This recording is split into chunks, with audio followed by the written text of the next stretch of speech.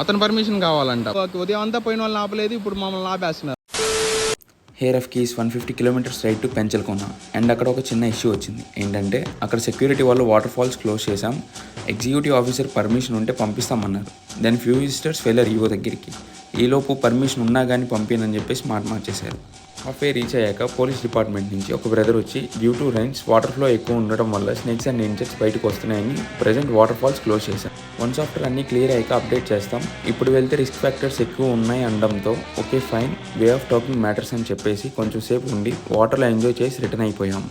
And ఇప్పుడు వెళ్ళాలని plan చేసే వాళ్ళకి నా సజెషన్ అయితే ఇట్స్ ఎన్ నో. బికాజ్ ఇప్పుడు ఏపీలో రైన్స్ వల్ల మ్యాక్స్ అన్ని waterfalls and trekking areas avoid చేయండి for your safety. Better safety చూసుకొని వెదర్ క్లియర్ అయ్యాక విజిట్ చేయండి. అయినా పర్లేదు వెళ్ళాలనే వాళ్ళకి better visit Sivakonam waterfalls, mostly avoid kids and old people. And ఫ్యామిలీతో వెళ్ళాలనుకునే వాళ్ళకి best visit Somasila dam. Because view బాగుంది అండ్ డ్యామ్ గేట్స్ ఇంకో 7 or 8 days మాత్రమే ఓపెన్ ఉంటాయి. So it's the best time to visit now.